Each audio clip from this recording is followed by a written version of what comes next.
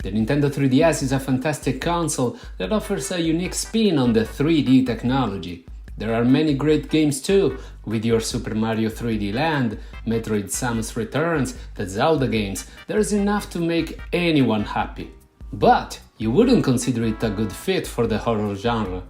And you would be wrong, because there are quite a few horror games for our little 3DS, many of which are hidden in the depths of the online store. And with the 3DS eShop hanging by a thread, I think it will be wise for us horror fanatics to grab them all before the inevitable end comes. So, elation and jubilation, gamers from all around the world. I am Lucian and this is the World Gamer Show.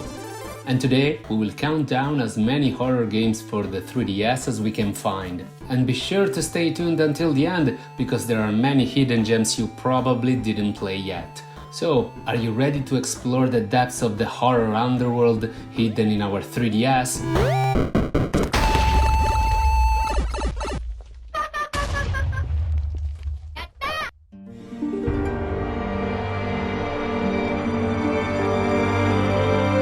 Resident Evil Revelations.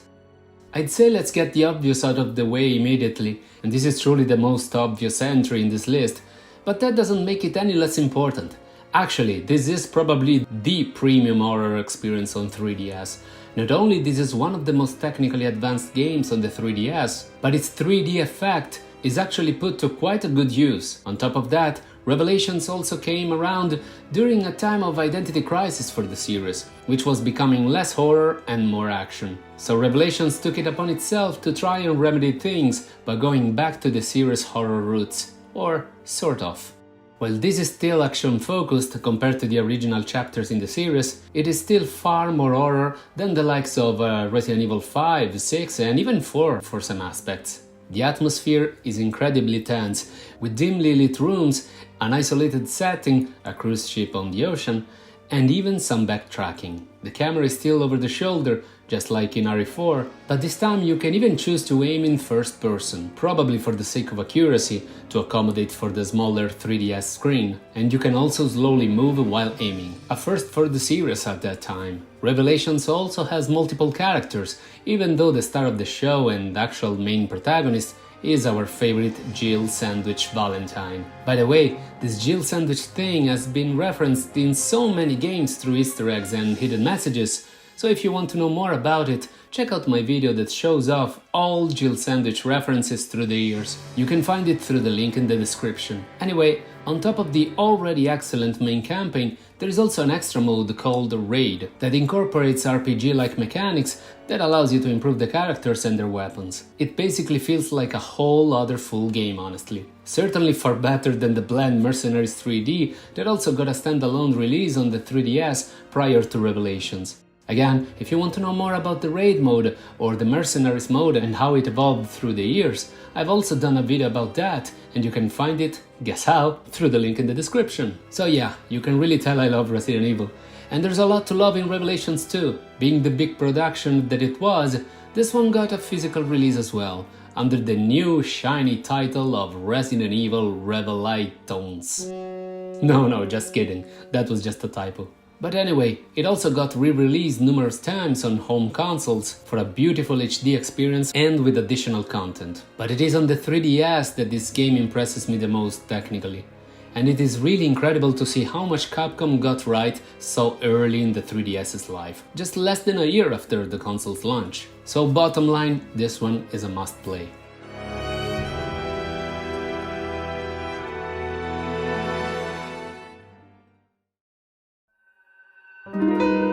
The video will resume straight after a short commercial break.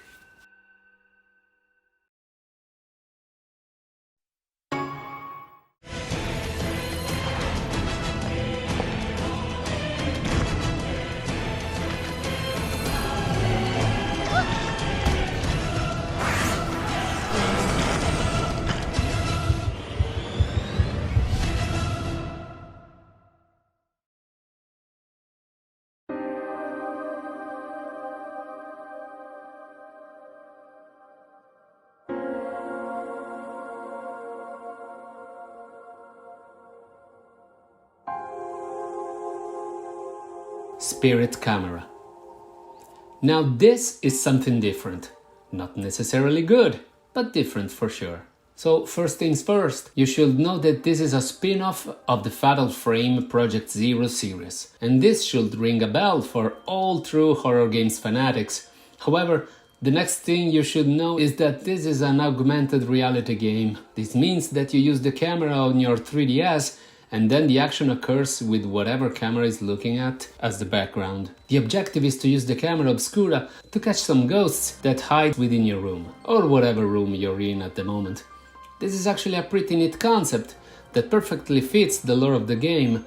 However, the novelty wears off pretty quickly, especially considering that the AR stuff doesn't quite work as smoothly as it should. For example, to get things to work properly, you need to play on a very well lit room, which kinda defeats the purpose of playing an atmospheric horror game now, doesn't it? Ironically, for me at least, the best parts are the ones that don't involve the 3DS camera, as they give the most classic horror vibes. As it stands, it is an interesting experience for just a couple of hours, which is what you will get out of this game anyway. This one also got a physical release, but if you plan to buy it, make sure it also includes the booklet, which is necessary to play to trigger the AR events.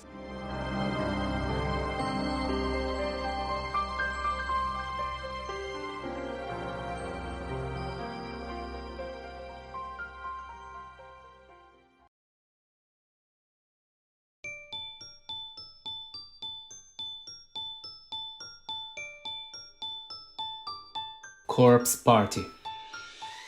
Another one that's pretty different from the usual. Corpse Party actually started as an RPG Maker project, but without any battles. All the action is in real time in this top-down view 2D horror game. Don't let yourself fool you by the cute-looking characters. The horror imagery here is strong. And the same goes for the plot, which involves demons and rituals. The characters are also very likable and relatable and make you care for them, especially because you never know who dies next. The atmosphere here is very tense because of that, and also thanks to the excellent sound design. The art style is your typical Japanese manga anime fare, but you gotta love the often sudden excessive gore that happens from time to time. Good news for our friends collectors, this one also got a physical release, but only in Japan and in the US, even with limited edition version, with 2 nice action figures. Look how small and cute they are.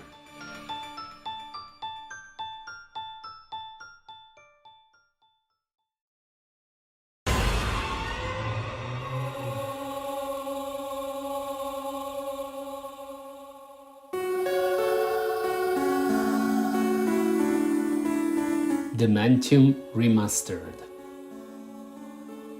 Now comes one of my favorites. As you can read from the title, this is actually a remastered version of a cult classic first-person horror game released on the original Nintendo DS. If you ever wondered how come there was never a Silent Hill game on the 3DS, or again, even just the DS for that matter, well, Dementium was almost becoming one, as it was pitched by the masters at Renegade Kid Studios to Konami to make it a Silent Hill game for the DS. Konami refused, because of course they would.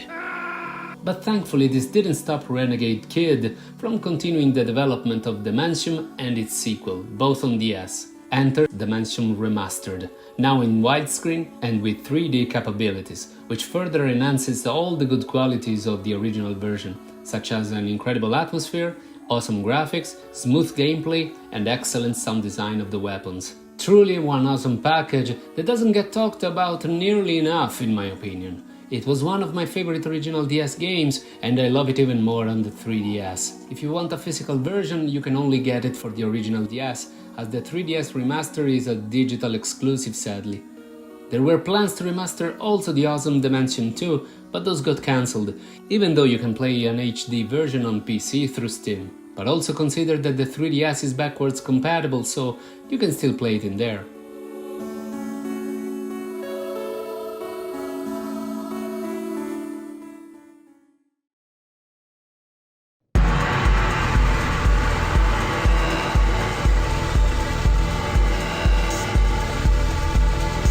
Creeping Terror. I've always been a big fan of the first Clock Tower, or 2D horror games in general, like Lone Survivor or Home. So when I've heard of Creeping Terror, I wanted it immediately. And I didn't come away disappointed. Just like with Clock Tower, you can't really fight your enemies, but only avoid them or stall them a little. The graphics show detailed 2D sprites on a 3D environment, mixing them in a 2.5D style of gameplay. The 3D effect is also put to good use, but rather to use it to make things pop out of the screen, it instead helps to give further depth to the polygonal environment. The ambient soundscape is also very good, and perfectly complements the oppressive atmosphere of the game. Unlike Clock Tower though, and thankfully I might add, you have direct control over your character. The game loop is typical of survival horror, with search for the next key item, escaping the various pursuers, and triggering the next story cutscene. The story sees a group of teenagers that wants to make a short movie inside a haunted mansion in order to share it online, and we take control of Arisa, a girl from said group. Even though the story is quite cliché, the background story is very well explained through environmental storytelling and text files. Speaking of environments, all the classics are there, from the mansion to the hospital, passing through the creepy forest, and they're all extremely atmospheric, also thanks to the excellent care put in the lighting effects, in particular for the flashlight. The game also has limited inventory, but only for resources, like health packs or throwable items to stun the pursuers. Key items are stored separately and have no limit on how many you can carry. I love this, as it makes the gameplay experience much smoother. Arisa also has a life bar, which is also the stamina meter, that decreases when running from enemies, but doesn't decrease at all during regular exploration, which again denotes a certain care from the developers in trying to make the gameplay experience as smooth as possible, which it is, especially by survival horror standards. While the longevity is a little bit on the short side, the game has multiple endings, which work wonders for increasing the amount of hours you can spend with Creeping Terror. Honestly, if the first Clock Tower ever gets a remake, I would be happy if it was done this way, as I am fully satisfied both graphically and from a gameplay perspective. This to me is the pure definition of a hidden gem, as it is literally hidden in the depths of the eShop ever since it was released to little to no fanfare. So yes, this one is undeservingly not nearly talked about enough. Unfortunately, it didn't get a physical release, but to end on a good note, you can also play it on PC via Steam, even though apparently it's just a poor port of the 3DS version, even keeping the dual screen. Well, at least it's one more way to play it, and you should definitely play it.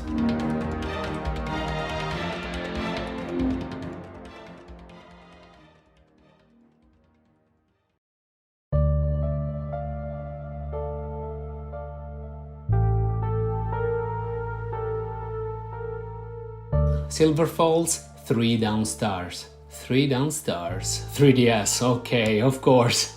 Name jokes aside, this is actually a new 3DS exclusive. This survival horror has a more modern feel thanks to the over-the-shoulder camera. Now, it may not be your premium experience the same as Resident Evil Revelations, especially when Silver Falls was first released. It was a literal unplayable mess, with continuous glitches and crashes that literally prevented you from playing the game. But now I feel it is a somewhat satisfying horror experience. It has quite the atmosphere, sort of a mix between Silent Hill and Twin Peaks, but with a gameplay more similar to that of Resident Evil 4 with the over-the-shoulder camera. It also comes with a very good soundtrack that definitely enhances the experience. It has multiple playable characters, stories, and an addicting battle mode. The graphics might not be extremely detailed, but considering the huge areas this game has, and the fact that it is an indie game, it is understandable. What is less understandable is again the state in which this game was originally released, full of bugs and crashes. Thankfully there's a patch now, which helped the situation mostly.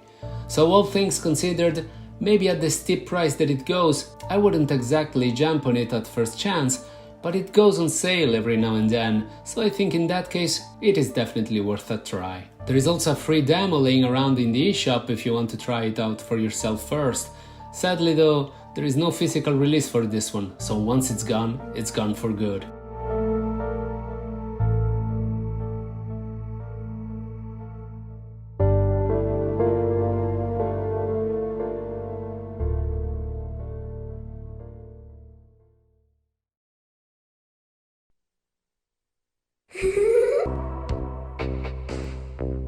the Starship Domri. This is quite a peculiar one, as it has the movement mechanics of a dungeon crawler, a very dark and claustrophobic spaceship, and an alien on the loose. However, this is more of an adventure game with a huge emphasis on psychological horror. Level 5 did a good job with this one from this point of view. The ship is dark, traversing feels tense, and the puzzles require some good thinking. So yes, this is more for the adventure games lovers rather than the action games fanatics.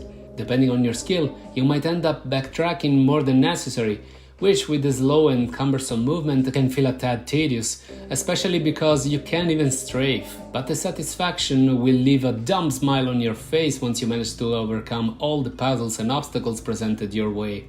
For a small price, you get a tense, if somewhat short, point-and-click adventure. If you love the genre, or you're into space horror mystery stories, then this is totally worth it.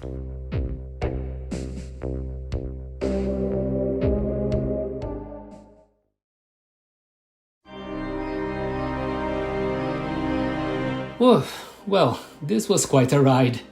But before I wrap up this video though, I thought to make some honorable mentions that didn't quite make the list, but they almost did. In particular, there are quite some atmospheric point-and-click adventures with slight horror mystery elements, but leaning towards mystery more than horror, and that aren't really scary or tense, like Mystery Case Files Dire Grove and Without Escape. But guys, I also wanted to avoid titles that could be considered shovelware, like Phasmophobia, Horror Stories or the RTO games. Phasmophobia is so low quality that the enemies present don't even animate. The RTO series is on the same vein. As for Horror Stories, while it's far better than these games I just mentioned, it's not scary or even unsettling by any stretch and can hold my attention for very little time. So yeah, I didn't feel to include this in my list, I only wanted to include what I feel are worth your time and money and have enough horror elements to be considered horror games. This is why the Luigi's Mansion games didn't make it on the list. They are awesome, but they can hardly be classified as horror games, and it's not even their actual aim. It's more like a parody, which makes them not a good fit for this video in my opinion. As for Resident Evil The Mercenaries 3D, it's a decent fanservice-driven arcade action game, but no horror elements here whatsoever.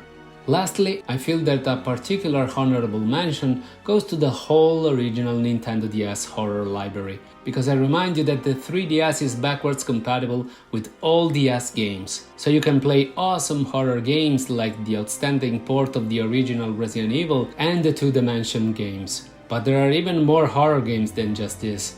So if you are interested in me doing a similar video to this one, but for the original Nintendo DS, make yourself heard in the comment section down below. But now I want to know your opinions. Did you play any of these games? Did I manage to surprise you with some hidden gems here and there? Again, let me know down in the comments. And if you enjoyed the video and want to help a small channel out, feel free to leave a like, subscribe, and also check my other horror game videos, as I have a ton of them in my channel. Your comments, likes and shares are much appreciated and really do help me a lot in bringing you the best quality content. So yeah guys, thank you so much for seeing this video to the end. I will be seeing you in my next one, but until then, stay safe, play safe, world gamers.